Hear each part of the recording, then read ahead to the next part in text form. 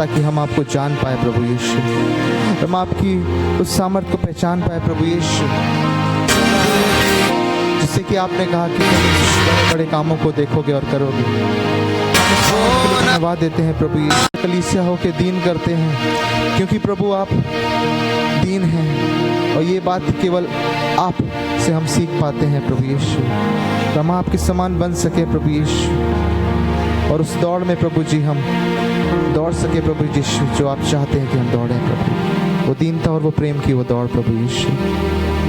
धन्यवाद और धन्यवाद प्रभु, आपके हुजूर रखते हैं, आपके चरणों में रखते हैं। इस प्रार्थना को प्रभु आप स्वीकार करें प्रभु, हम मिल के मांगते हैं। आमीन। आइए हम सब बैठ जाएं।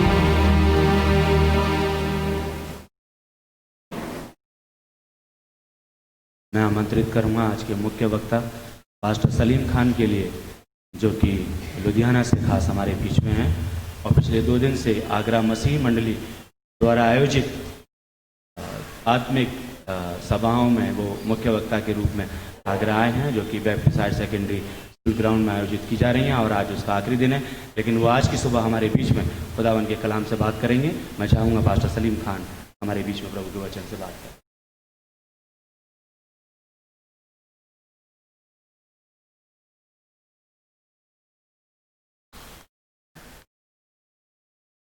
प्रभु यीशु मसीह नासरी के पवित्र अतुल्य मीठे अनुग्रहकारी नाम में आज का दिन आप सबके लिए मुबारक हो।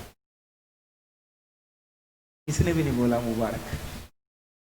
साथ वाले को देखकर बोलिए, बोलिए आज का दिन मेरे लिए मुबारक है।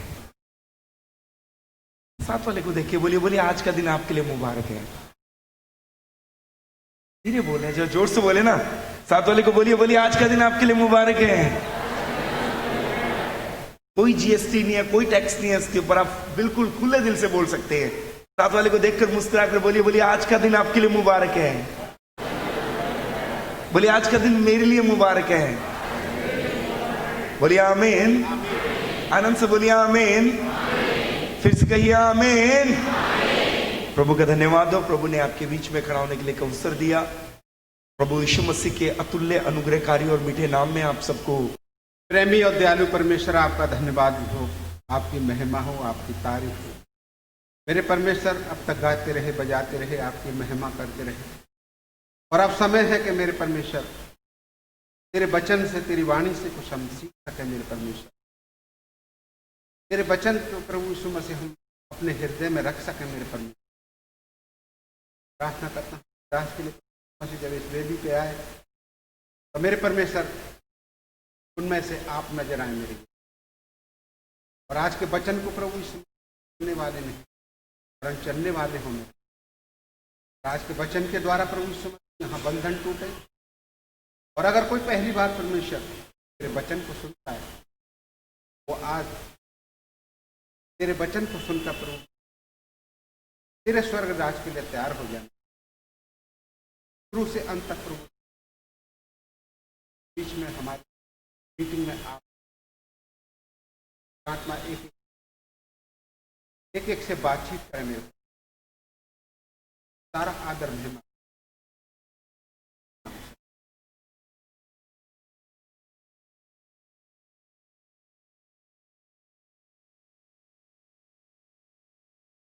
प्रभु का धन्यवाद हो, प्रभु के नाम की स्तुति हो, उसकी बड़ाई, उसकी प्रशंसा, उसकी महिमा हो कि परमेश्वर ने 2 दिन में शहर में अलग अलग रूप में अपनी खिदमत के लिए प्रभु ने हमें इस्तेमाल किया। उसके नाम को जलाल मिले। वो भला परमेश्वर है, वो महान परमेश्वर है।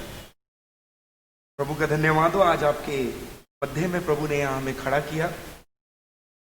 सर्वशक्तिमान प्रभु का धन्यवाद हो आगरा मसीह मंडली के लिए, जिन्होंने हमें, लेकिन उसका पार्ट बी, उसका नेक्स्ट हिस्सा अभी पेंडिंग है। वहां लिखा है अपने पड़ोसी से भी अपने समान मोहब्बत रख। हिस्सा अब पूरा हुआ, वो आज्ञा का। ये एक सिक्के के 2 पहलू हैं।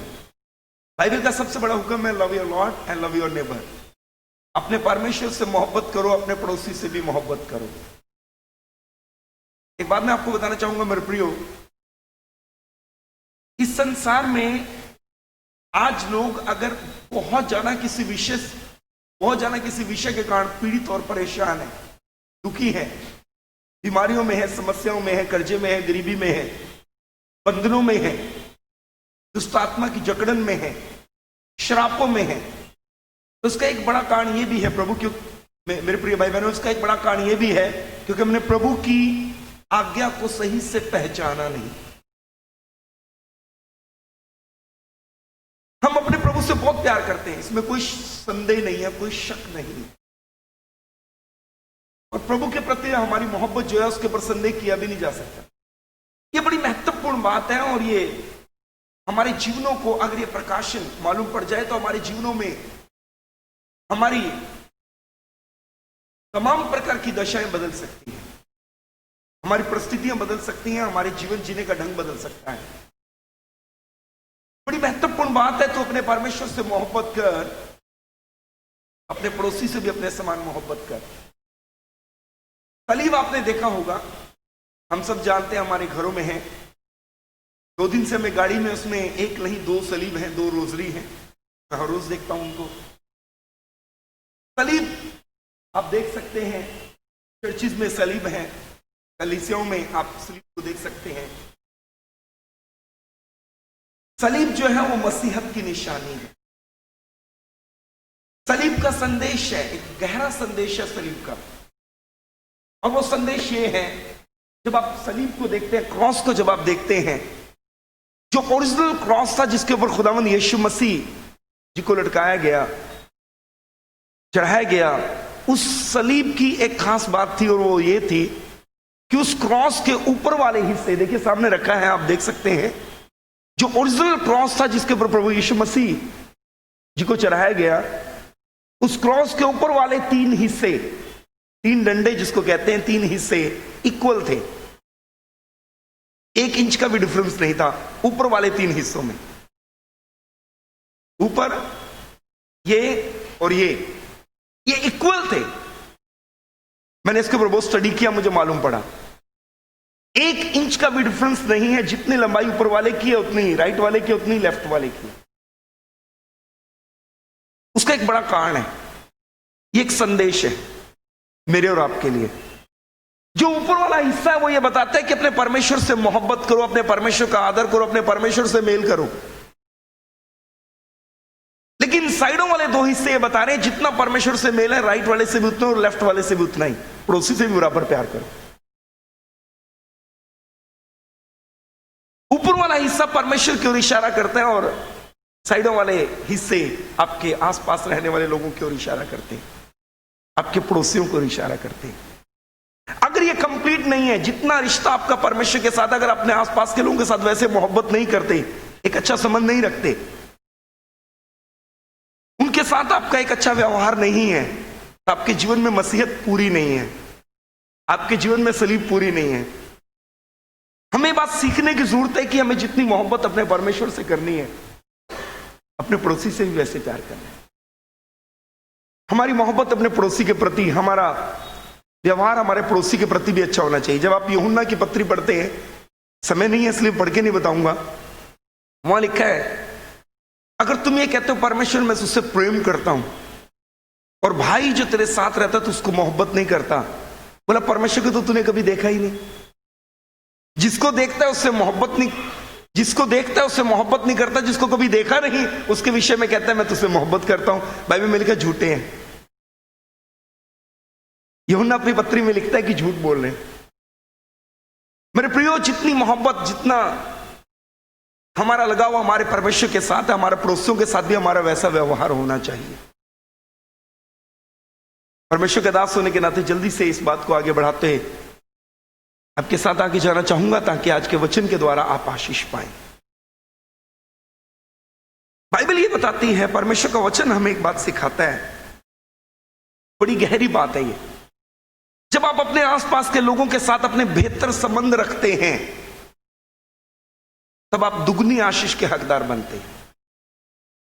एक और समस्या है, हमें आज तक ये नहीं मालूम पड़ पाया कि हमारा पड़ोसी कौन है।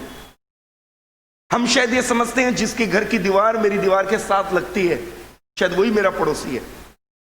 हो सकता है जिसके घर की दीवार आपकी दीवार के साथ जुड़ी है, वो अमेरिका रहता है और 10 साल बाद एक बार आता है। आप उसको मोहब्बत कैसे कर पाएंगे 10 साल में एक बार? आपको पड़ोसी वो तो है ही है फिजिकली, क्योंकि आपके घर के बगल में रहता है। उससे बड़ा आपका एक पड़ोसी है जो हमें बाइबल समझाना चाहती है। मालूम है आपका पड़ोसी कौन है? जो प्रतिदिन आपके संपर्क में आए वो आपका पड़ोसी है, अकॉर्डिंग टू बाइबल। परमेश्वर के महान वचन के अनुसार जो प्रतिदिन आपके संपर्क में आए, इसीलिए हम बाहर वालों से मोहब्बत कर पाते हैं, लेकिन हम अक्सर अपने नजदीक वालों के साथ हमारे रिलेशंस बिगड़े रहते हैं, क्योंकि हमें मालूम नहीं पड़ पाया कि हमारा पड़ोसी कौन है। जो प्रतिदिन आपके संपर्क में आए, आपकी पत्नी, आपके बच्चे, आपके मां बाप, सास ससुर, देवरानी जेठानी, ननंद, प्रतिदिन आपकी ड्यूटी पे काम करने वाले, आपके कुलीग, आपका बॉस, आपके जूनियर, आपके सीनियर, प्रतिदिन जो आपके संपर्क में आए वो आपका पड़ोसी है। अक्सर ही होता है बाहर वालों से बहुत अच्छी बन जाती है, लेकिन नजदीक वालों से कहीं ना कहीं तनातनी रहती है, तनावपूर्ण रिश्ते रहते हैं हमारे। समझ नहीं पाते हमारा पड़ोसी कौन है। मेरे प्रियो, अगर पवित्र शास्त्र बाइबल में सबसे ज्यादा कोई कारण है आपकी ब्लेसिंग रुकने का, आपकी बरकत के रुकने का, सबसे बड़ा और सबसे ज्यादा कोई कारण है, तो आपस के संबंध ठीक ना होना। अगर इस दुनिया में कोई सबसे बड़ा कारण है हमारी चंगाई रुकने का, हमारी आशीष रुकने का, हमारी ब्लेसिंग्स रुकने का, तो वो सबसे बड़ा कारण है हमारे आपस के संबंध बेहतर ना होना। वो ध्यान से सुनना, आपके काम आएगी ये बात। परमेश्वर महान है, वो किसी भी टूटे संबंध को दोबारा से जोड़ सकता है, वो महान है। पास्टर दीपक और मैं इकट्ठे हैं, हमारे संबंध बिगड़ जाएं, कितने भी बदतर संबंध हो जाएं हमारे, कितने भी बेकार संबंध हो जाएं हमारे, परमेश्वर इतना महान है, हम दोनों को दोबारा एक कर सकता है। परमेश्वर किसी भी टूटे रिश्ते को जोड़ सकता है, टूटे संबंध को पुनः नया कर सकता है। लेकिन हमारे परमेश्वर के साथ एक बात है, वो ये, परमेश्वर टूटे संबंधों को जोड़ देता है, लेकिन टूटे संबंधों में काम नहीं करता। समझने की जरूरत है। अस्सी आगे आ जाए। पास्टर दीपक और मेरा रिश्ता टूट गया, इन्होंने कहा मैं आज के बाद कभी आपको नहीं बुलाऊंगा, ये चले गए अपने घर में, अपने घर आ गया। 10 साल तक हमने एक दूसरे को नहीं बुलाया। परमेश्वर इतना महान है, हमें दोबारा एक कर सकता है, हम दोबारा एक अच्छे मित्र बन सकते हैं। परमेश्वर किसी भी टूटे बदतर से बदतर संबंध को दोबारा जोड़ सकता है, लेकिन परमेश्वर एक काम नहीं करेगा। मालूम है क्या है? टूटे संबंधों में काम नहीं करेगा। वो कैसे? हम दोनों रहे साथ, खूब जफी उफी डाले, प्यार करें, साथ घूमे, साथ शॉपिंग करें, साथ आए जाए, लेकिन एक दूसरे के प्रति मन में कड़वाहट रखें, हमारे दिल ना जुड़े हों, एक दूसरे के प्रति अपने मन में कड़वाहट रखें, ना परमेश्वर को ब्लेस करेगा ना मुझे ब्लेस करेगा। परमेश्वर किसी भी टूटे संबंध को जोड़ सकता है, पर टूटे संबंधों में काम नहीं करता। बहुत महत्वपूर्ण है मेरे प्रिय ये बात। आज इसीलिए बहुत सारे लोग परेशान हैं, क्योंकि उनको वचन समझ नहीं आया, बाइबल उनको समझ नहीं आई, इसलिए वो परेशान है। आपका पड़ोसी वो है जो प्रतिदिन आपके संपर्क में रहता है। कौन आपके प्रतिदिन संपर्क में रहता है? वही आपका पड़ोसी है। एक उदाहरण दूंगा तो आसान हो जाएगा, ताकि हम एक दूसरे को समझ सके वचन के द्वारा। अमेरिका में एक विश्वविख्यात प्रचारक हुआ, उनका नाम है डॉक्टर D.L. मूडी। मैंने उनका किताब पढ़ा। Doctor D.L. मूडी अमेरिका में एक विश्वविख्यात प्रचारक हुआ, और परमेश्वर ने उनको अमेरिका में सामर्थ्य रूप में, पूरे यूरोप में सामर्थ्य रूप में इस्तेमाल किया। उनकी किताब जो मैंने पढ़ा, उसमें मेरे पास पढ़ी, 154 रुपए की किताब खरीदी मैंने। उसमें ऐसा लिखा है, डॉक्टर D.L. मूडी जब कभी कहीं जाते थे, अगर वो ट्रेन में चढ़ने लगे और कोई उनको टच कर गया गलती से, तो वो ठीक हो जाता था, दुआ करने की आवश्यकता नहीं। वो बस में जा रहे हैं, अपनी सीट की तरफ जा रहे हैं, कोई उनको छू गया, पता नहीं किसकी गिल्टी रसोली पथरी गायब हो जाए, पता नहीं किसका कोड़ चला जाए, उनको लोग वो प्रेयर नहीं करते, लोग गलती से भी छू जाए तो ठीक हो जाते थे। विश्व विख्यात प्रचारक हुए डॉक्टर डीएल मूडी अमेरिका में हुए। बोस्टन में जूते की दुकान पे काम करते थे। परमेश्वर ने उनको संडे स्कूल से बुलाया, अपनी महान सेवा के लिए कॉल किया।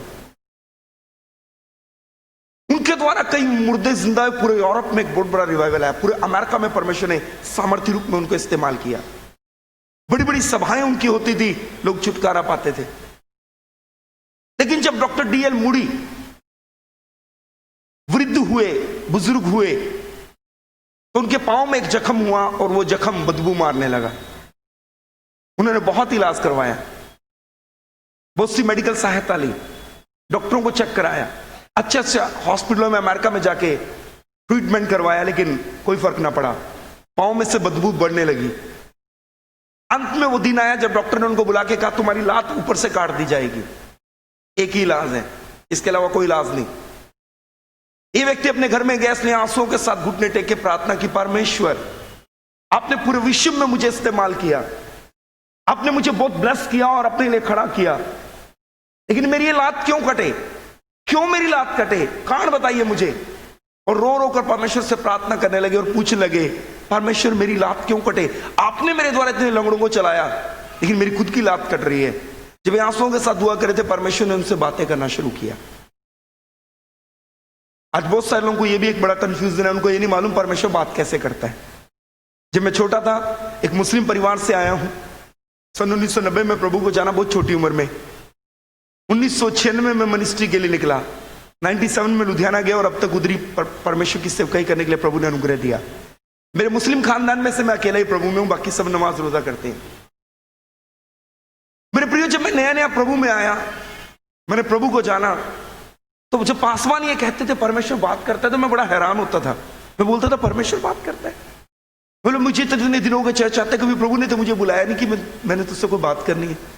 ये परमेश्वर कैसे बात करता है? मैं बड़ा हैरान होता था। 7 तरीके हैं जिनके द्वारा परमेश्वर अक्सर बात करता है। सुन के जाएं और नोट भी कर लें, ताकि कल प्रभु आपसे बात करें तो आप याद रखें कि परमेश्वर ने बात की है। 7 वे हैं, 7 तरीके हैं जिनके द्वारा प्रभु अक्सर बात करते हैं। वैसे तो मैं प्रभु को बांध नहीं सकता, वो प्रभु है, वो कैसे भी बात करें।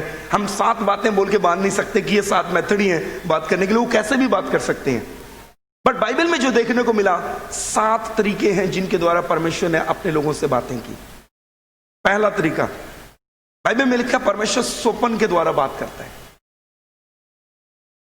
परमेश्वर सोपन के द्वारा बात करता है। यूसुफ को सोपन आते थे, परमेश्वर बात करता था। दूसरा तरीका, परमेश्वर दर्शन के द्वारा बात करता है। उत्पत्ति में लिखा परमेश्वर ने अब्राहम को दर्शन दिया। पहला इतिहास में लिखा है सुलेमान को परमेश्वर ने 2 बार दर्शन दिए। परमेश्वर दर्शन के द्वारा बात कर सकता है। साधु सुंदर सिंह को परमेश्वर ने दर्शन दिए थे। अब मुझे ये नहीं मालूम कि परमेश्वर साक्षात ऐसे आए कि लाइट के रूप में आए, लेकिन बराबर लिखा है दर्शन दिया परमेश्वर ने। पहला तरीका, परमेश्वर सोपन के द्वारा बात करते हैं। दूसरा तरीका, परमेश्वर दर्शन के द्वारा बात करते हैं। तीसरा तरीका, परमेश्वर स्वर्गदूतों के द्वारा बात करते हैं। मरियम के पास स्वर्गदूत आया था, स्वर्गदूत ने आके मरियम से बात किया। परमेश्वर स्वर्गदूतों के द्वारा बात करते हैं। नंबर 4, परमेश्वर वचन के द्वारा बात करते हैं। जब कभी आप परेशान है, आप बाइबल को खोलेंगे, आपको मालूम पड़ेगा तो मेरे लिए लिखा है। इसलिए कितने लोग ये कहते हैं पासवान चर्च के अंदर पत्रस के ऊपर प्रचार करते हैं, हमें लगता है मेरे लिए बात हो रही है। वचन के द्वारा बात करते हैं। 5वां तरीका, अपने संतों सेवकों के द्वारा बात करते हैं। जब मैं प्रभु में आया तो मुझे पासवान बोलते थे आपको प्रभु ने चुना, आप उसकी सेवा करेंगे। मैं इनकार करता रहा, फाइनली प्रभु ने बुला लिया। अपने सेवकों संतों के द्वारा प्रभु बात कर सकते हैं। अपने अभिषिक्त दासों के द्वारा प्रभु बात कर सकते हैं। प्रभु ने यिर्मयाह के द्वारा लोगों से बातें की, यशायाह के द्वारा लोगों से बातें की, नबियों के द्वारा, सेवकों के द्वारा प्रभु बोलते हैं। दाऊद ने गलती किया, परमेश्वर ने अपने एक दास को भेजा, उसने जाके दाऊद को चेतावनी दिया। परमेश्वर सेवकों संतों से बात कर सकते हैं, उनके द्वारा। नंबर 6, परमेश्वर हालात के द्वारा बात करते हैं। सर्कमस्टांसेस के द्वारा बात करते हैं। आप अपने घर से बाहर जा रहे हैं, तेज बारिश आ गया, जा ही नहीं पाए, एक्टिवा का चाबी ढूंढते रहे, बाद में वही मिला जहां पहले पड़ा था। कहां? क्योंकि हो सकता है आप तेजी से घर से निकलते कहीं टकरा जाते, परमेश्वर ने आपको पहले घर में रोक लिया। कुछ सप्ताह पहले हमारे कलीसिया में एक भाई ने गवाही दी, उसने बोला हम ट्रेन लुधियाना से कहीं जाना था आउट ऑफ स्टेशन, हमने ट्रेन बुक किया और जब हम स्टेशन पहुंचे हमारी ट्रेन निकल गया। बोला मैं बड़ा पछतावा हुआ, लेकिन मालूम पड़ा अगले दिन अखबार में आया वो ट्रेन पलट गया। परमेश्वर हालातों के द्वारा बात करते हैं, आपको रोक देंगे, हालात ऐसे पैदा हो जाएंगे आप बढ़ नहीं पाएंगे आगे। सर्कमस्टेंसेस के द्वारा प्रभु बात करते हैं। और आखिरी तरीका, सातवां तरीका जो पूरी दुनिया में परमेश्वर ने इस्तेमाल किया, सबसे ज्यादा जब से दुनिया बनी आज तक और कोई तरीका इस्तेमाल किया प्रभु ने अपने लोगों से बात करने के लिए, सातवां तरीका है और वो है परमेश्वर अपने विचार आपके विचारों में डाल देते हैं। इसलिए मैंने कितने लोगों की गवाही सुनी, मैं बहुत परेशान था, मेरे बच्चे की फीस कहां से दूं। तभी परमेश्वर ने मेरे मन में डाला, क्या डाला मन में? विचार डाला। मन में तो विचार ही है, मेरे मन में विचार डाला, फलाने व्यक्ति को फोन मिला, मैंने मिलाया, मेरा इंतजाम हो गया। परमेश्वर विचारों के द्वारा बात करता है, ये सातवां तरीका है। सो प्रियो, डॉक्टर डीएल मूडी ने आंसुओं के साथ प्रार्थना की, प्रभु आपने मुझे इतना इस्तेमाल किया, पूरे विश्व में इस्तेमाल किया, मुझे खड़ा किया, इतने बीमारों को मेरे द्वारा से चंगा किया, लेकिन मेरी लात कटे, ऐसा कैसे हो जाए? आप मुझे चंगा करें। प्रभु ने मालूम है उसको क्या कहा? प्रभु ने कहा तेरे आसपास के लोगों के साथ तेरे संबंध अच्छे नहीं है। कई लोग हैं जिनको तूने दिल से माफ नहीं किया, और कई लोग हैं जिनको तूने चोट पहुंचाई, और कई लोग हैं जिन्होंने तुझसे माफी मांगी, तूने उनको माफ नहीं किया। कई लोग हैं जिनसे तूने गलती करने के बाद कभी माफी नहीं मांगी। कईयों को तूने माफ नहीं किया और कईयों से गलती करने के बाद माफी नहीं मांगी। तेरे आसपास के लोगों के साथ तेरे संबंध ठीक नहीं है, रिश्ता ठीक नहीं है। ये बात सुनने के बाद डॉक्टर डीएल मूडी ने मालूम है क्या किया? सबसे पहले अपने पड़ोसियों के पास गए, बोले साहब मुझे माफ कर दो। बोले क्यों? बोले मैं सवेरे उठ के आपको बोलता था गुड मॉर्निंग गुड मॉर्निंग, लेकिन जब आप कार धोते थे मेरी दीवार को गिला करते, मैं हमेशा बोलता था बेकार पड़ोसी हैं। ऊपर से हमेशा गुड मॉर्निंग बोलता था, लेकिन अंदर से बोलता था महाबेकार लोग हैं। पड़ोसी से माफी मांगी, शहर में गए, कई लोगों से माफी मांगी, कईयों को फोन किया। उस किताब में ऐसा लिखा है, जो वो शाम को अपने घर लौट कर आए, उन्होंने अपना बड़े वाला जूता जो पहना था उसको खोला, बड़े वाला पट्टा जो बैंडेड जो लगाई थी उसको खोला, और जब उन्होंने अपने आप को चेक किया तो वहां जख्म नहीं था, मांस आ चुका था एक ही दिन में। प्रेज़ द लॉर्ड,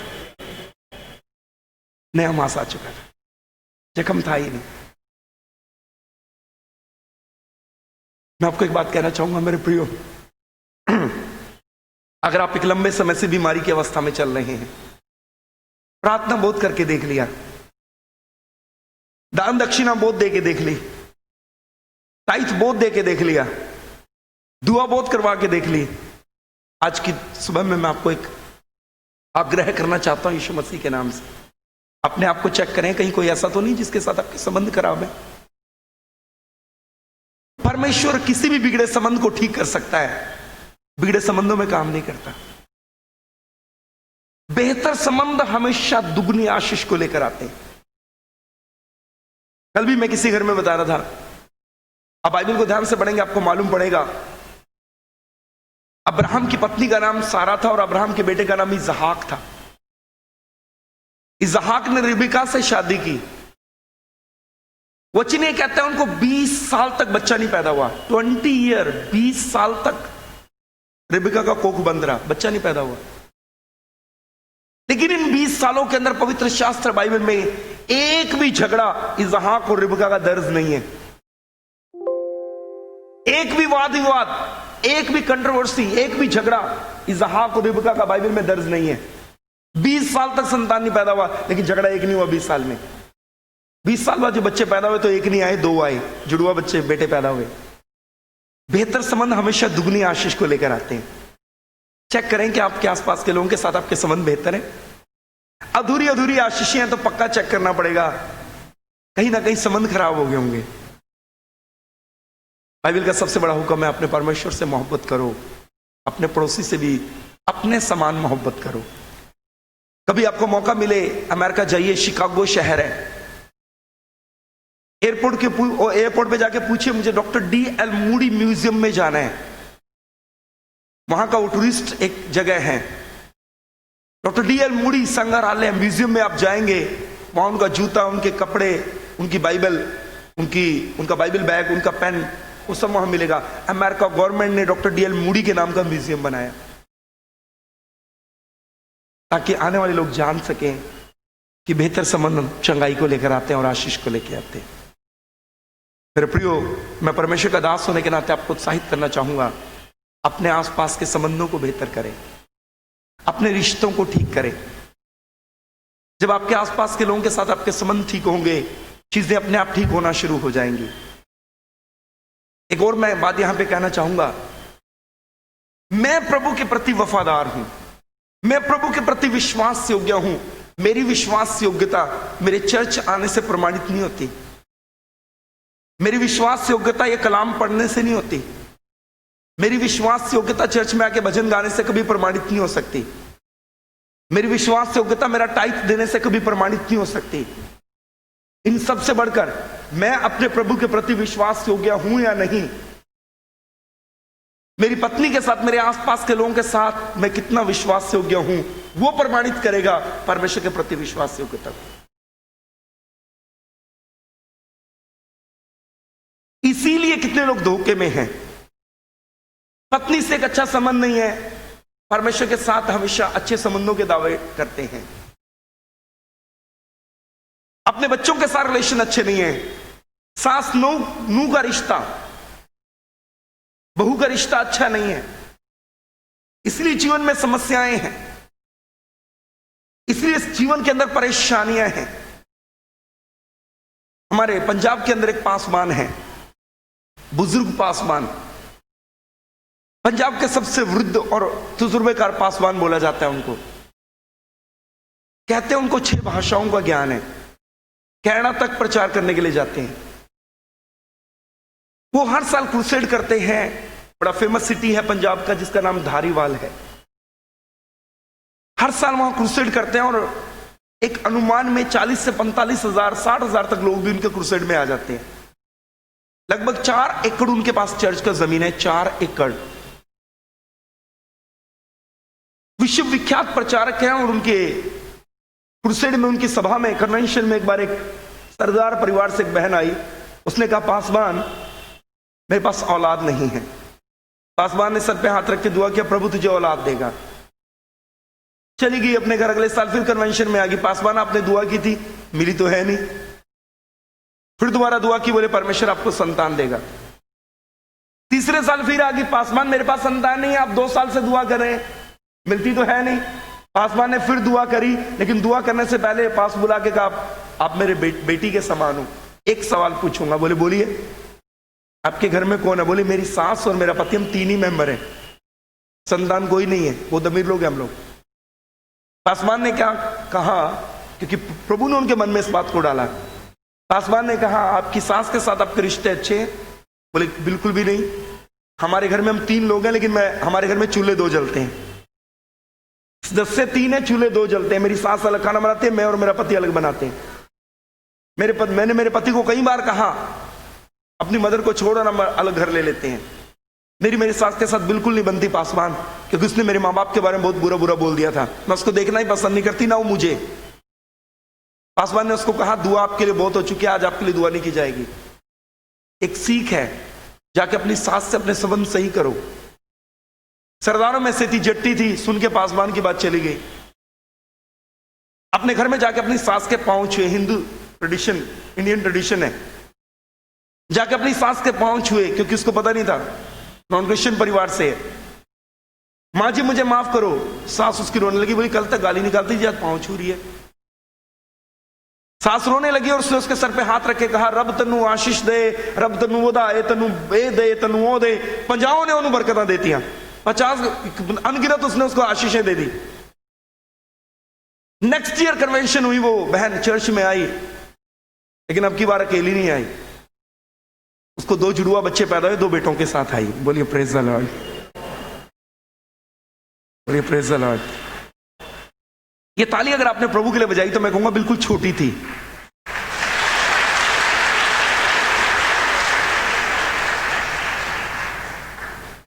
बेहतर संबंध हमेशा दुगनी आशीष को लेकर आते हैं। जितने लोग ये शिकायत कर रहे हैं मेरा बीपी कंट्रोल नहीं होता, मेरी शुगर कंट्रोल नहीं होती, मेरे फेफड़े ठीक नहीं है, मेरी किडनियां ठीक नहीं है, ट्यूमर हो गया है, ये हो, कोई कितनी बड़ी बीमारी क्यों ना है, आज ध्यान से सुने, आपके संबंध कैसे हैं आपके आसपास के लोगों के साथ। सबसे बड़ी रुकावट हमारे संबंध में जो बेहतर नहीं है। बेहतर संबंध हमेशा दुगनी आशीष को लेकर आएंगे। बेहतर संबंध हमेशा आपके लिए बड़े बड़े द्वारों को खोलेंगे। अपने आसपास के लोगों के साथ अपने संबंधों को बेहतर करें। मैं बड़ा हैरान होता हूं जब मैं यीशु मसीह जी के जीवन के बारे में देखता हूं। मैं एक मुस्लिम खानदान से आया, मुझे मालूम पड़ा बाइबल के परमेश्वर के बारे में, मुझे मोहब्बत आती है मेरे खुदा के प्रति। मेरा दिल आनंद से भर जाता है जब मैं यीशु मसीह जी के बारे में बाइबल में पढ़ता हूं। बहुत अच्छा लगता है जब प्रचार करता हूं अपने प्रभु का, मुझे अच्छा लगता है। सुने ध्यान से, हमारे पवित्र शास्त्र बाइबल में परमेश्वर का आत्मा काम कर रहा है, परमेश्वर का आत्मा पीछे काम कर रहा है। ये आंसू छुटकारे के आंसू हैं। इस बहन रो रही है, इसके जीवन में आज यकीनन आशीष का द्वार खुलेगा। कोई कहेगा आमीन। ये छुटकारे का चिन्ह है, ये पश्चाताप का चिन्ह है, ये पछतावे का चिन्ह है। बहन मैं कहता हूं तू बरकत पा चुकी है। सुने, ध्यान से सुने, शांति से सुने परमेश्वर के वचन को। शांत होकर परमेश्वर के वचन को सुने, प्रभु आपसे बात करेगा। बहुत महत्वपूर्ण है ये। जब मैंने अपने प्रभु के बारे में बाइबल में पढ़ा, मुझे मालूम पड़ा पतरस को प्रभु ने बुलाया, पतरस को अपना शिष्य बना लिया प्रभु ने। प्रभु जी और उनके 12 शिष्य एक बार एक स्थान पर एकांत में बैठे। प्रभु जी ने कहा, लोग मेरे विषय में क्या कहते हैं। चेलों ने अपना अपना मन का बात बोलना शुरू किया। कोई कहता आपको एलिया है, कोई यूहन्ना जी उठा है, कोई कुछ अपना अपना अनुभव जो चेलों ने सुना और जाना प्रभु जी के सामने बोलने लगे। प्रभु जी ने कहा ओके, बंद करते हैं, लोग मेरे विषय में क्या कहते हैं वाला टॉपिक बंद करते हैं, टॉपिक नया शुरू करते हैं। तुम मेरे विषय में क्या कहते हो, तुम 12, तुम मेरे विषय में क्या कहते हो। 11 चुप रहे। एक बोला, पतरस तू जीवते परमेश्वर का पुत्र मसीह है। 11 चुप रहे। एक व्यक्ति ने आवाज मारी, तू जीवते परमेश्वर का पुत्र मसीह है। यह बात कहने वाला पतरस था। प्रभु ने पतरस को बुला के इस प्रकार से कहा, तू पतरस है। पीटर जो शब्द है उसका मीनिंग है लिटिल स्टोन, छोटा पत्थर, छोटा पत्थर। प्रभु ने कहा तू पीटर है, तू छोटा पत्थर है, लिटिल स्टोन, तू छोटा पत्थर है, पर मैं इस चट्टान पर अपनी कलीसिया खड़ी करूंगा। तो पीटर के बारे में नहीं बोला। 99.9% लोगों का यह विश्वास है प्रभु ने पीटर के बारे में कहा। पीटर का अर्थ है छोटा पत्थर, लिटिल स्टोन। ये बात ऐसे कही प्रभु ने, खड़े हो जाए, ये बात ऐसे कही। पतरस ने कहा तू जीवते परमेश्वर का पुत्र मसीह है। प्रभु ने कहा तू पीटर है, छोटा पत्थर, पर मैं इस चट्टान पर, प्रभु ने अपनी ओर इशारा किया, इस चट्टान पर कलीसिया खड़ी करूंगा। अधोलोक के फाटक उस पर प्रबल ना होंगे, अधोलोक के फाटक उस पर प्रबल ना होंगे। चट्टान, एक आयत को मार्क कर लें ताकि आप इसको समझ लें। पहला कुरिन्थियों 10 अध्याय। Thank you Paswan. पहला कुरिन्थियों 10 अध्याय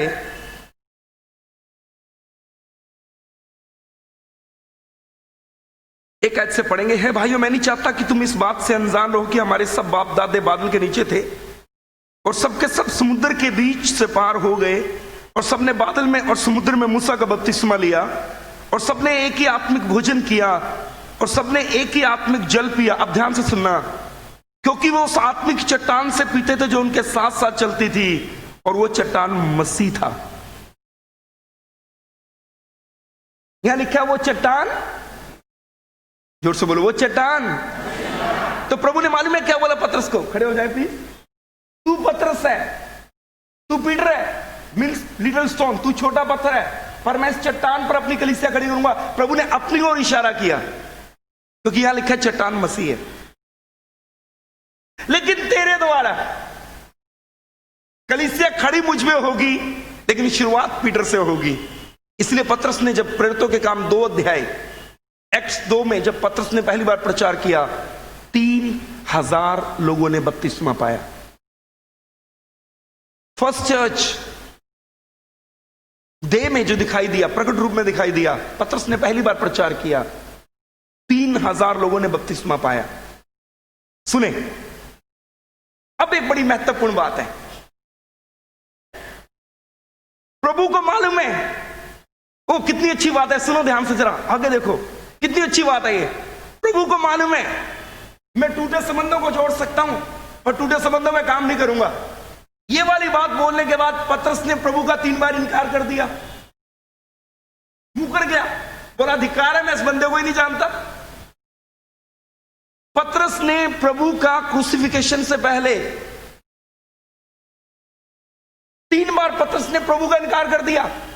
लेकिन यूहन्ना 21 अपने घर जाके पढ़ लेना, प्रभु दोबारा मुर्दों में से जी उठने के बाद पतरस को मिला।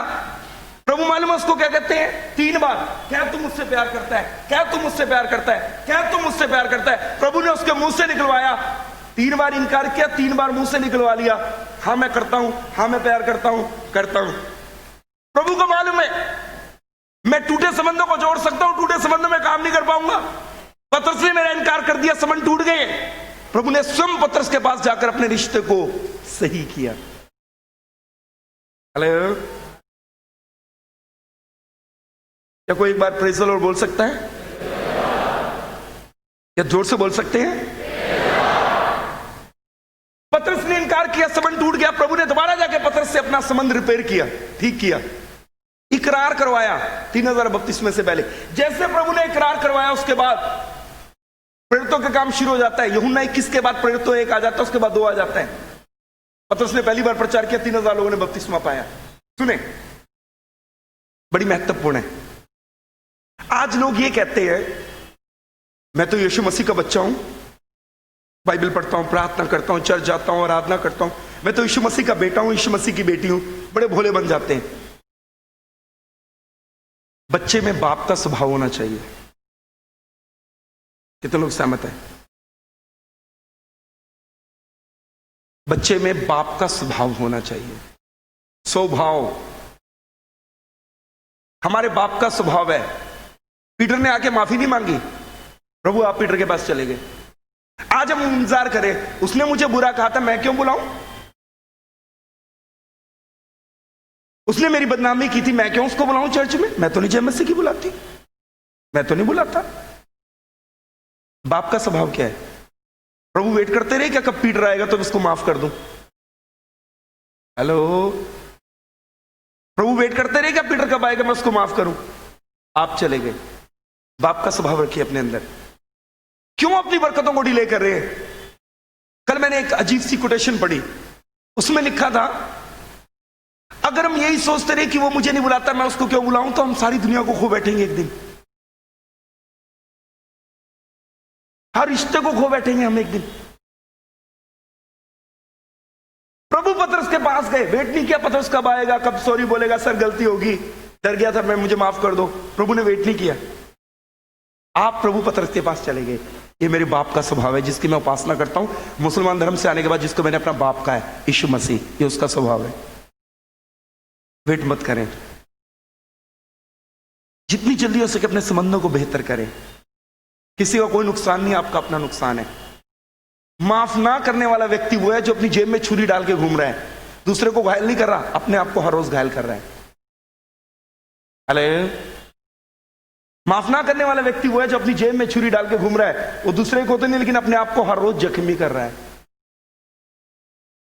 क्षमा करें, माफ करें।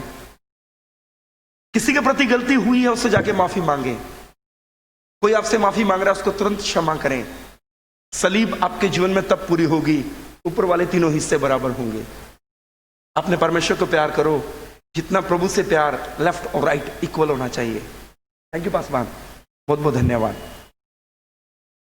मैं जानता हूं अगर आप इस बात को प्रैक्टिकल करेंगे, आज एक बहन ने गवाही दी, अगर आप आज से इस बात को प्रैक्टिकल करेंगे, नेक्स्ट संडे यहां गवाहियों की लाइन लगी होगी। कोई कहेगा आमीन, कोई जोर से बोलेगा आमीन, कोई ऊंचे आवाज से कह सकता है आमीन। बेहतर संबंध हमेशा दुगनी आशीष को लेकर आएंगे, परमेश्वर का वचन सिखाते हैं। आखिरी में अपना एक अनुभव बोलने के बाद बंद करूंगा, मेरा समय हो चला, जी समय हो चला। 2-4 मिनट का मेरा एक अनुभव आपके साथ बांट के बंद करना चाहूंगा। आज से लगभग कोई 6.5 साल पहले मैं सुबह अपने घर में उठा। ये मेरे साथ हुआ, जो हो रहा है वो बताऊंगा। लुधियाना में मैं एक डॉक्टर के घर में रहता था। सीएमसी के एक अच्छे एनेस्थीसिया के डॉक्टर हैं, क्रिश्चियन मेडिकल कॉलेज में काम करते हैं। उनकी वाइफ प्रिंसिपल हैं, डॉक्टर मेल्की। उनके घर में मैं रेंट पे रहा करता था। मैं सुबह में अपने घर में उठा, जैसे मैंने ब्रश किया मेरे दिमाग में झटका लगा और मैंने सिंक को पकड़ लिया। समझ ना आए कुछ, मैं आराम से अपने बेड के ऊपर आके बैठ गया। मैंने इग्नोर किया, लेकिन धीरे धीरे बीमारी बढ़ती गई।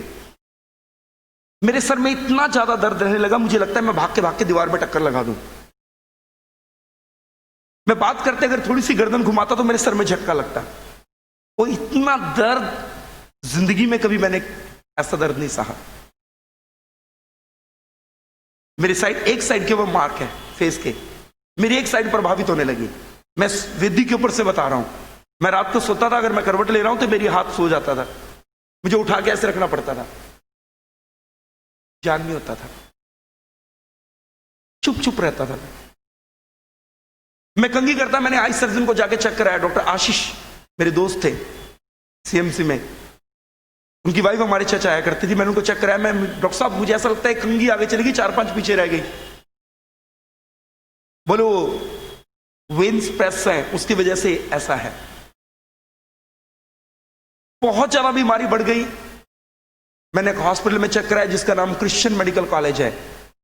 डॉक्टर ने मुझे हार्ट के टेस्ट लिख दिए, सब नॉर्मल। सर का दर्द बढ़ता गया, बहुत ज्यादा बढ़ गया। फाइनली क्या हुआ, जब मेरे सारे टेस्ट नॉर्मल आए, उन्होंने कहा जी आपको टीबी है, ब्रोंकाइटिस है, आप दारू पीते? मैं कहा नहीं। सिगरेट? मैं कहा बिल्कुल भी नहीं। फेफड़े खराब है आपके। एक हार्ड मेडिसिन शुरू कर दी गई। वो दवाई खाने के बाद मुझे कुछ खाने को मन ही नहीं करता था। ऐसा लगता था अभी मेरे प्राण निकल जाएंगे। अभी इतनी हार्ड मेडिसिन थी वो। टीबी की दवाई शुरू कर दी, कोई फर्क ना पड़े। सर का दर्द बराबर है। मैंने मैडम धनोवा को जाके बोला, सीएमसी की सबसे बुजुर्ग डॉक्टर थी जो मेरा इलाज कर रही थी, मैडम मेरे सर का दर्द नहीं बंद हो रहा। उन्होंने मुझे न्यूरोलॉजिस्ट के पास भेजा। हमारे नॉर्थ इंडिया का बेस्ट डॉक्टर है डॉक्टर जयराज पांडे। उन्होंने मुझे चेक किया। उन्होंने कहा एक दिमाग का एक स्कैन निकाल के लाओ, एमआरआई निकालो। जब मैं स्कैन मशीन के अंदर डाला जा रहा था, मशीन के ऊपर जो व्यक्ति खड़ा उसने मेरा नाम पढ़ा, सलीम खान। बोले कहां से? मैं क्या लुधियाना से। आप क्या करते हो? मैंने बोला पादरी। अरे आपने मेरी बहन के लिए, कजन के लिए दुआ की थी, उसको बेटा हो मेरे लिए भी दुआ करो। मैंने बोला पहले मुझे मशीन से बाहर निकाल, बाद में दुआ करूंगा। उसने मेरा अच्छे से स्कैन निकाला। रिपोर्ट निकालने के बाद डॉक्टर के पास ले गए, रेडियोलॉजिस्ट सीएमसी का डॉक्टर चतुर्वेदी। वो मेरा दोस्त था। मुझे कहता पासवान बैठ जाओ, आपको गंभीर बीमारी है, हेल्पर आपको लेके जाएगा। मैंने बोला भला चंगा, मुझे क्या हुआ? ठीक है सर में दर्द है। नहीं, बोले गंभीर बीमारी है, हेल्पर लेके जाएगा। हेल्पर फाइल पकड़ाई, उसको मेरे साथ भेज दिया। न्यूरोलॉजिस्ट ने चेक करने के बाद बोला आपको न्यूरोसर्जन की जरूरत है। मैं न्यूरोसर्जन के पास गया, एसएस गरेवाल, उसके ऑफिस में गया। वहां हम एक लड़की काम करते, हमारे चर्च की मेंबर थी। जब एसएस गरेवाल ओटी से बाहर आया अपने ऑफिस में, उसने मेरा स्कैन ऐसे चेक किया, सारे एक्सरे चेक किए, सारी रिपोर्ट चेक की। उसने बोला 1,85,000 रुपया मेरा खर्चा है सर्जरी का। आपके गर्दन के मन के जुड़े हुए हैं, पीछे से दिमाग को खोला जाएगा, एक स्टंट डाल दिया जाएगा। उसके बाद आप अपनी गर्दन को ना ऐसे ना ऐसे ना ऐसे कर सकते हैं। मैं अपने मन में कह रहा मुझे रोबोट बनाना है क्या? उसने बोला सर्जरी होगा, जितनी जल्दी हो सके करवा लो। जब तक सर्जरी होती है कॉलर ले लो, फिलाडेल्फिया सबसे हार्ड कॉलर होता है, वो मैं ले आया, यहां गले में फंसा के घर में बैठा हूं मैं। बोला ना साइकिल चलाना, ना स्कूटर चलाना, ना कार चलाना, जितनी जल्दी हो सके सर्जरी करा लो। वेन्स आपके मणकों के अंदर फंस चुकी हैं, झटका लगेगा, प्रेस हो जाएंगी, डेथ भी हो सकती है। मैं घबरा गया। उसके बाद मेरे घर के सामने एक व्यक्ति रहते हैं, उन्होंने मुझे ओसवाल हॉस्पिटल में ले जाके स्कैन करा। बोले मेरी मशीन बहुत अच्छी है, वहां कराओ। डॉक्टर ने लिख दिया, डॉक्टर मिश्रा ने, सर्जरी। अपोलो बड़ा फेमस हॉस्पिटल है दुनिया का, वहां चेक कराया, सर्जरी। दयानंद मेडिकल कॉलेज है हमारे यहाँ, चेक कराया, सर्जरी। डॉक्टर शिदांगी से चेक कराया, बोला सर्जरी। लोग कहते हैं सेकंड ओपिनियन लेना चाहिए, हमने 7 ओपिनियन लिए। पीजीआई चंडीगढ़ में चेक कराया। आप जानते हैं पीजीआई कितना फेमस हॉस्पिटल है। पीजीआई चंडीगढ़ में चेक कराया, बोला सर्जरी। तब एक डॉक्टर ने अमेरिका मेरी रिपोर्ट भेजने के बाद कहा स्टंट नहीं डलेगा, वायरिंग होगी, तार जैसे दांत को लगाते हैं ऐसे लगानी पड़ेगी पीछे से खोल के। जब मैं पीजीआई में गया, डॉक्टर ने मुझे कहा तार जैसे दांत पे लगाई जाती है, ऐसे वायरिंग होगी। इंडिया में सिर्फ 3 डॉक्टर वायरिंग करते हैं, S K Gupta Chandigarh, doctor V K Jain Sanjay Gandhi memorial hospital Lucknow, PGI Lucknow, और डॉक्टर काले एम्स दिल्ली। 3 ही डॉक्टरों ने वायरिंग की इंडिया के अंदर, आज तक किसी ने वायरिंग नहीं की। और नेट पे आया, इनका सक्सेस रेट 20% से भी कम है, ज्यादा मरीज पैरालाइज हुए। डॉक्टर एस के गुप्ता के पास गया, क्योंकि इतना दर्द होता था, मेरा एक हाथ सुन्न होने लगा, एक साइड प्रभावित होने लगी, जैसे पैरालिसिस होता है। पीजीआई में गया, डॉक्टर ने कहा फाइनली मैं एक स्कैन निकालता हूं, स्कैन की रिपोर्ट के बाद मैं ये चेक करूंगा आपके मन के कितने जुड़े हैं, ताकि मुझे पता चले मुझे सर्जरी कहां से शुरू करनी। 3 बार सर्जरी करूंगा मैं आपकी, एक बार में नहीं होगा, 3 बार ऑपरेट होगा। आपको 6 महीने से ज्यादा एडमिट रहना पड़ेगा। 3 टाइम आपकी सर्जरी होगी। एक पहली सर्जरी के बाद हॉस्पिटल से जा नहीं सकते, इधर ही 6 महीने गुजारने पड़ेंगे। ये बात होने से पहले, एक रात पहले, मैंने प्रभु से रो के पूछा, प्रभु मैं तो आपका सेवक हूं, मैं मुसलमान परिवार से इधर आया हूं, मैं सबको बताता हूं यीशु मसीह चंगा करता है, ये करता है, वो करता है। अभी मेरे घर वाले तो मुझे बहुत बोलेंगे, बड़ा यीशु मसीह को मानता था, देखा सर खुलवा के बैठ गया, वो तो बहुत ताने मारेंगे, मुझे तो बहुत परेशानी है, मैं तो बहुत परेशानी में पड़ गया। प्रभु बताओ मैं बीमार क्यों, मुझे चंगा करो, मैं तो आपकी सेवा करता हूं, मैं तो आपका दास हूं। बहुत प्रार्थना किया। सुनना, 2 मिनट की बात है सिर्फ। प्रभु ने मुझे रात को बताया तेरे आसपास के लोगों के साथ तेरे संबंध ठीक नहीं है। मैं अर्ली इन द मॉर्निंग उठा, मेरे रूम के बाहर मेरी वाइफ बैठी है, इनकी बड़ी सिस्टर का बेटा, मेरी सिस्टर इन लोगों का बेटा अनीश डैनियल, आज म्यूजिक टीचर है, वो बाहर रूम में बैठा, बीए फर्स्ट ईयर में शायद पढ़ता था वो। मैंने उसको आके बोला, अनीश, घबरा के उठा, बोले अंकल मैंने कुछ नहीं किया। मैंने, तूने नहीं किया, जो किया मैंने नहीं किया। क्या हुआ? मैंने बोला मुझे माफ कर दे, मैंने तुझे बहुत चोट पहुंचाई। मैं अक्सर उसको पता क्या बोलता था, हम उसको चीनी लेने भेजते, वो दूध ले आता था, लेकिन मैं उसको ऐसे कहता था, खबरदार जो मेरे सामने आया। कई बार पंजाबी में बोलता था, मैंने अपनी शक्ल ना दिखाया कर, ऐसे भी बोल देता था, पादरी होने के बावजूद भी। कन्फेस कर रहा हूं मैं आपके सामने, बदतमीजी से बोलता था। मैंने उसको बोला मुझे माफ कर दे। बोले अंकल नहीं, माफी मत मांगो। वो रोने लगा, अंकल आप क्यों माफी, आप तो मेरे पादरी, आपने मुझे बपतिस्मा दिया, आप क्यों माफी मांग रहे? नहीं भैया, चाहे बपतिस्मा दिया, गलती तो गलती है, माफ कर मुझे। बहुत माफी मांगा उससे, गले लगाया, उसको प्यार किया। हमारे शहर में एक पादरी साहब मुझसे गुस्सा रहते हैं, 6 बार फोन किया, उनकी वाइफ ने फोन उठाया, बोले एक बार बात करा दो मेरी। बोले क्या करना? मेरे बोले माफी मांगनी है। जितने लोगों के साथ मेरे संबंध खराब थे, मैंने सबको सॉरी बोला, अपने आप को ठीक किया, बदतमीज से बोलना बंद किया, अपने आप को जाना कि मैं कौन हूं, मुझे अपने आप संबंध ठीक करने हैं, सबसे अपने संबंध ठीक किए। मेरी सिस्टर लोगों के लिए बुलाता था, गाड़ी लेकर उनके घर चला गया, मेल मिलाप करके आया जाके देहरादून में। जब मैं पीजीआई में गया, डॉक्टर ने मेरा स्कैन निकाला, एक्सरे करवाए, बोले चेक करूंगा सर्जरी कहां से शुरू करनी। 8-10 एक्सरे खींचे, ऐसे करके, ऐसे करके, ऐसे करके, ऐसे करके, कितने एक्सरे खींच लिए उसने। बोला इसलिए ताकि मुझे मालूम पड़े सर्जरी कहां से शुरू करनी। सब एक्सरे वैक्सरे निकालने के बाद जिस दिन मुझे बुलाया, मुझे अपने ऑफिस में बुला लिया, बोले इधर आओ। मैं चला गया, मैं घबरा गया, पता नहीं कोई नई बात बताएगा। बोलिए क्या बात है? डॉक्टर साहब एसके गुप्ता, बहुत फेमस डॉक्टर है, अमेरिका तक सर्जरी करने जाते हैं। मुझे अपने रूम में बुला के कहते हैं मैंने एक जरूरी बात करनी है आपसे। मैंने बोल बोलिए। मैं घबरा गया, ये कहेगा तेरे बचने की उम्मीद नहीं है, पता नहीं क्या सुना दे अभी। बोलिए डॉक्टर साहब। उसने अपने सारे एक्सरे वैक्सरे, वो लाइट होती है एक व्हाइट कलर की ट्यूब लाइट लगी होती है, उसके ऊपर लगा दिए। मुझे कहता करते क्या हो? मैंने बोला पादरी हूं चर्च में। बोला मेरी जिंदगी में, मेरी उम्र 50 साल से ज्यादा है, मैं अपनी जिंदगी में पहली बार कोई ऐसा मरीज देख रहा हूं जिसके वो टिब्बरा मण के जुड़े अपने स्थान से उतने गैप पे आगे जितने नॉर्मल व्यक्ति के होते हैं। आपको सर्जरी की जरूरत नहीं, अपने घर चले जाओ।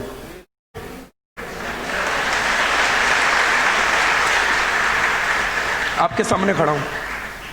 जो गाड़ी मेरे पास है घर में, इस बात के बाद 1,14,000 किलोमीटर चलाई मैंने वो गाड़ी 3 साल में। लगभग 16,000 से ज्यादा एक्टिवा चल चुका हमारा। और गाड़ियां जो चलती हैं चर्च की वो अलग से हैं। लाखों किलोमीटर दूर गाड़ियां चला ली, एक्टिवे चला लिए, बाइक चला लिए। उसके बाद मैं साइकिल भी खरीद के लाया था। डॉक्टर ने कहा था ना साइकिल चलाना, ना स्कूटर चलाना, ना कार चलानी। प्रभु का धन्यवाद, आपके बीच में खड़ा हूं। ना कोई कॉलर है, घर में 2 जरूर रखे हैं गवाही के लिए कि भाई कॉलर भी उतर जाते होते हैं, सर्जरियां भी कैंसिल हो जाती होती हैं, सब कुछ हो सकता है। बस हम अपने आप को ठीक करें। बेहतर संबंध चंगाई को लेकर आते हैं, बेहतर संबंध आशीष को लेकर आते हैं, बेहतर संबंध बंधनों को तोड़ते हैं। अपने संबंधों को ठीक करें। वेट ना करें कौन कब आके माफी मांगेगा। अपनी बरकत को खोलने के लिए आप चले जाएं। क्या हम यीशु मसीह से बड़े? हमारे बाप का स्वभाव हमें पाया जाना चाहिए। पतरस ने माफी नहीं मांगी, पतरस के बाद प्रभु से हम गए। अपनाएं अपने प्रभु के स्वभाव को। मैं गॉड ब्लेस यू। इस वचन के द्वारा प्रभु आपको आशीष दे। आंखों को बंद करें, सरों को झुकाएं, दुआ में शामिल हो। अनुग्रहकारी और जीवते परमेश्वर, मैं आपको धन्यवाद देता हूं आज के इस मुबारक समय के लिए और इस वचन के लिए जो आपके लोगों में आज बोला गया। मेरी विनती और प्रार्थना है प्रभु जी, ये वचन मेरे एक एक भाई बहन के जीवन में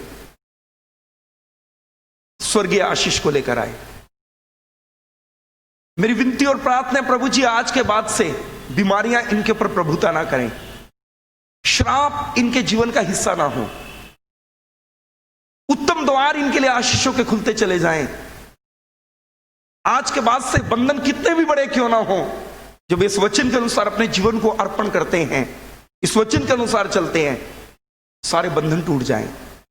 ऐसी बहनें जिनकी कोख बंद है, जो अपने संबंधों को ठीक करती हैं, अपने आसपास जो परिवार के सदस्य हैं, अपने पड़ोसी को पहचानती हैं कि मेरी सास मेरी पड़ोसी है, मेरी ननद, मेरी देवरानी, मेरी जेठानी, मेरा जेठ, उनके बच्चे, मेरे घराने के लोग जिनसे प्रतिदिन मेरा व्यवहार है, वो मेरे पड़ोसी। जब अपने पड़ोसी को आज से पहचानते हैं, प्रभु आपकी अद्भुत और महिमा में आशीष इनके ऊपर खुलनी शुरू हो। मैं कहता हूं प्रभु, जब ये इस वचन के अनुसार अपना जीवन बिताते हैं, ट्यूमर, कैंसर, रसोलियां, गिल्टियां, पथरियां यीशु नाम में गायब हो जाएं, इनका कारोबार बढ़ जाए, इनके कामकाज पे आशीष हो, हर श्राप से छुड़ा लिए जाएं और आज के बाद ही अपने जीवन में भरपूरी और बढ़ोतरी देखें और कभी किसी चीज की घटी ना हो। इस कलीसिया के ऊपर, कलीसिया के तमाम अगुओं के ऊपर आपका अनुग्रहकारी हाथ अब से लेकर निरंतर बना रहे। प्रभु यीशु मसीह नासरी के मीठे अतुल्य अनुग्रहकारी पवित्र जीवित करुणामय नाम में धन्यवाद के साथ मांग के पा लेते। कोई जोर से कहे आमीन। अपने घर में जाकर चेक कीजिए कौन सा ऐसा व्यक्ति है, कौन सा ऐसा जन है जिससे आपके संबंध खराब है, उनको ठीक कीजिए। आशीष आपकी है, दुआ हो चुकी है, बरकत आपके ऊपर खुल जाएगी। मैं गॉड ब्लेस यू। एक मिनट रुके।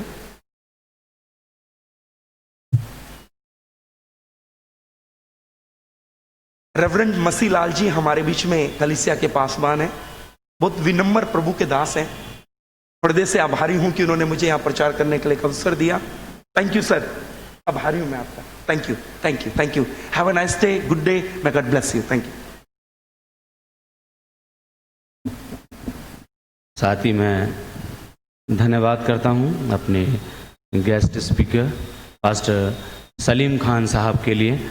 सचमुच उन्होंने बहुत ही बेहतरीन तरीके से, बहुत अच्छे से आज हमें मिनिस्ट्री ऑफ रिकन्सिलिएशन, मेल मिलाप की सेवा को प्रभु के बीच, प्रभु के दास ने रख दिया है। इसके लिए हम उनका शुक्र करते हैं और ये सेवा हमें सौंप दी है कि आज से हम अपने संबंधों को प्रभु में बेहतर करें ताकि हमारी ब्लेसिंग्स, हमारी चंगाई, हमारी आशीष हमें मिले। बहुत ही बेहतरीन तरीके से हम धन्यवाद करते हैं पासवान साहब का, पास्टर दीपक साहब का भी, जिन्होंने हमारे बीच में प्रभु के वचन की सेविकाई करते वक्त हमारे गेस्ट स्पीकर साहब की सहायता की। आप सबको प्रभु आशीष दे, आपकी सेविकाई को बहुत फलवंत करे। और साथ ही मैं सर आपको ग्रीटिंग्स देता हूँ अपने senior pastor reverend Sylvester Massey साहब की तरफ से। वो आज हमारे बीच में नहीं है, लेकिन वो आज अलीगढ़ सेंट्रल मेथोडिस्ट चर्च में गेस्ट स्पीकर हैं और वहाँ पर आज प्रचार कर रहे हैं। और सब जानते हैं वो भी बहुत अच्छे बेहतरीन स्पीकर हैं। प्रभु आज उन्हें अलीगढ़ में यूज कर रहा है, लेकिन मैं उनकी तरफ से आपको ग्रीटिंग शुभकामनाएं देता हूं। प्रभु आपकी सेवकाई को और भी फलवंत करे और आप सबको आशीषित करे। साथ ही आगरा मसीह मंडली का भी धन्यवाद, जिन्होंने हमारे पास आपको पहुंचाया और आपके द्वारा प्रभु के वचन की सेवकाई हमारे बीच में हो सकी। Thank you one and all. साथ ही मैं धन्यवाद करता हूं, आज हमारे बीच में बहुत सारे अन्य चर्चेस से भी लोग आए हैं और मैं चाहूँगा 1 मिनट के लिए आप प्लीज़ खड़े हो जाएं, अपनी उपस्थिति थोड़ा दें। जो अन्य कलीसियाओं से, अन्य चर्चेस से हमारे बीच में आए हैं आज की सुबह, जिन्होंने वचन सुना प्रभु का, हम आप सबका दिल से धन्यवाद करते हैं कि आप अन्य कलीसियाओं से, अन्य चर्चेस से हमारे बीच में हैं और हम सब आपके शुक्रगुजार हैं कि आपने प्रभु के वचन प्रभु के सेवक के द्वारा सुने। प्रभु आप सबको भी आशीष दे। आइए हम सब बैठ जाएं। आखिरी में मैं 1 मिनट की शेयरिंग का समय लेता हूं आपसे, बहुत महत्वपूर्ण है। हमारे कॉन्फ्रेंस लेवल पे हमारे चर्च के यूथ मिनिस्ट्री की ओर से, MIF की ओर से हमारे डिस्ट्रिक्ट प्रेसिडेंट जेम्स मसी आएंगे और 1 मिनट की शेयरिंग वो आपके सामने करेंगे। पिछले दिनों all India Methodist youth seminar वो अटेंड करके आए हैं। उन्होंने बहुत सारी एक्सपीरियंसेस लिए, परंतु 1 मिनट का समय मैंने उन्हें दिया है क्योंकि वो पिछले इतवार को थोड़ा देर से किसी कारणवश से लेट हो गए थे, लेकिन आज उन्होंने 1 मिनट की शेयरिंग के लिए रिक्वेस्ट की है। इसलिए मैं चाहूँगा कि आप स्पेसिफिक और प्रभु की सेवकाई आपने क्या सीखा यूथ मिनिस्ट्री के लिए वो ज़रूर से शेयर करें। हमारे बीच में कुछ शुक्रगुजारियाँ खुदा के लोगों ने और रखी हैं। भाई राजकुमार दास ये टाइप उन्होंने दी है। इसके अलावा एड्रियल हैरिसन, उनका बर्थडे है और ये प्यारी बच्ची हमारे चर्च के member mister and Mrs Amit Harrison साहब की बेटी हैं। प्रभु उनको बहुत आशीष दे और ये शुक्रगुजारी खुदा के हुजूर कबूल हो। साथ ही मिस्टर EM रिचर्ड्स की ओर से भी ये शुक्रगुजारी 2000 रुपये की प्रभु के चरणों में रखी है। प्रभु इनको कबूल करे और इनके वसीले से इनको और भी आशीष दे। प्रेज द लॉर्ड, जय मसीह की आप सबको। सबसे पहले मैं पिता परमेश्वर का धन्यवाद करता हूँ इस शुभ दिन के लिए और सुंदर वक्त के लिए। धन्यवाद करता हूँ अपने बड़े पास्टर रेवरेंड सिल्वेस्टर मैसी को, छोटे पास्टर रेवरेंड मसीह लाल को और पूरी पास्टरेट कमेटी को और सारे CMC के मेंबर्स को कि आप सब ने मुझे मिलकर ये अपॉर्चुनिटी दी कि मैं ऑल इंडिया MIF सेमिनार जो कि YMCA दिल्ली में 22 सितंबर टू 24 सितंबर आयोजित की गई थी उसको अटेंड कर सका और वहाँ से अपना कुछ एक्सपीरियंस जो मैं वहाँ से सीख कर आया हूँ आपके साथ शेयर करना चाहता हूँ। और मुझे बहुत प्राउड फील हुआ कि मैंने अपने सेंट्रल मेथोडिस्ट चर्च को वहाँ पे एलिगेंटली रिप्रेजेंट भी किया। टाइम मुझे परमिट नहीं कर रहा कि मैं आपको ईच एंड एवरी पॉइंट आपके साथ शेयर करूं, बट 1-2 पॉइंट ऐसे हैं जो मैं आप सबके साथ शेयर जरूर करना चाहता हूं। Number 1 point is that about social concern and social issues, that हम पुअर चिल्ड्रंस की, ऑर्फन चिल्ड्रंस की किस टाइप से हेल्प कर सकते हैं, हम अपने यूथ लेवल पर उनकी कंट्रीब्यूट करके किस टाइप से हेल्प कर सकते हैं, चर्च लेवल उनको किस टाइप से हेल्प कर सकते हैं, गवर्नमेंट स्कीम्स जो है उनसे अवेयर कराकर अपना छोटा मोटा कंट्रीब्यूट करके उनको हम हेल्प कर सकते हैं। And second main point is that how we can make our life fruitful, हम अपने जीवन को फलवंत कैसे बना सकते हैं, जो कि मुझे सबसे अच्छा पॉइंट लगा वहाँ पे सीखने का। और बहुत ही सिंपल वर्ड्स में उन्होंने सिखाया, there are only 3 principles to be a fruitful and that is SEL, S for seeking God, E for experience God and L for live Christ like life. And second point is the main and important point for all of us। and वहीं Sunday को हमारे honourable bishop से भी मैं मिला and he convey his regards to all of us. At last special thanks देना चाहता हूँ अपने young pastor reverend Masih Lal को कि उन्होंने मुझे एनकरेज किया, मुझे मोल्ड किया, मुझे बिल्डअप किया कि मैं all India MIF seminar attend कर सका और अपने थोड़ा सा एक्सपीरियंस आप लोगों के साथ शेयर कर सका। Once again thanks to one and all. Thank you. Thank you James, बहुत अच्छे से आपने बताया। प्रभु आपको और बरकत दे। और मिस्टर जेम्स मसीह हमारे डिस्ट्रिक्ट लेवल पे MIF यूथ मिनिस्ट्री के प्रेसिडेंट हैं और हम धन्यवाद करते हैं उनकी इस अच्छे शेयरिंग के लिए प्रभु ने और भी इस्तेमाल करे। साथ ही मैं माफ़ी चाहूँगा, हमारे 2 से 3 लोग आज गवाही देने वाले थे, लेकिन आज समय परमिट नहीं कर रहा था, इसलिए अगले इतवार को आप ज़रूर अपनी गवाही दे सकती हैं। बहन, कई बहन भाई लौटे हैं, लेकिन मैं क्षमा चाहता हूँ, अगले इतवार को आप अपनी गवाही प्रभु के लिए ज़रूर दीजिएगा। आइए हम सब गीत की किताब से आखिर में गीत नंबर 313, यीशु को मैं सब कुछ देता, हम सब मिलकर गाएंगे और इस दरमियान आज का हदिया भी ले लिया जाएगा। असर्स मेहरबानी से आज का हदिया इकट्ठा कर लें। यीशु को मैं सब कुछ देता। आइए हम सब अपने स्थानों पर खड़े हो जाएं। गीत की किताब से गीत नंबर 313, 313।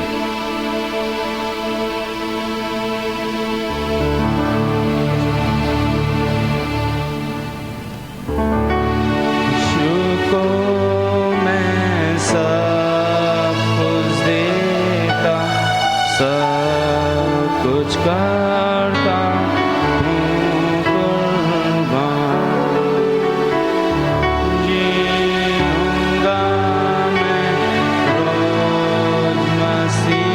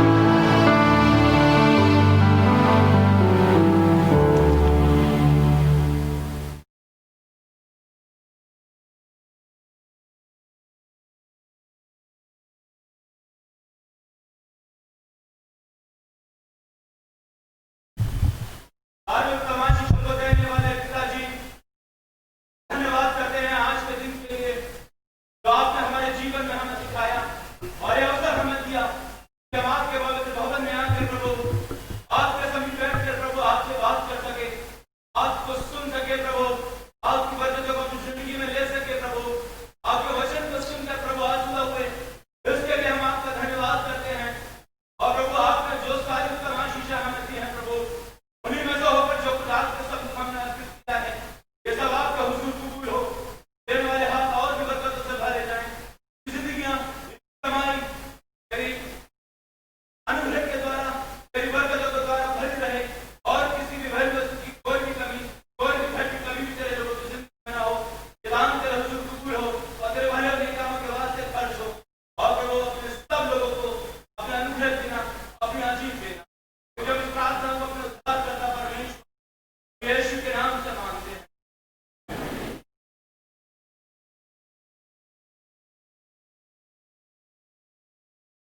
आए अपने हाथों को परमेश्वर की ओर उठाएं। अब से हमारे पिता परमेश्वर का प्रेम, प्रभु यीशु मसीह का अनुग्रह है और पवित्र आत्मा की सहभागिता इस जहान के तमाम मुकद्दस कामिल पवित्र लोगों के संग अब से लेकर युग युगान तक होते रहे। आमीन।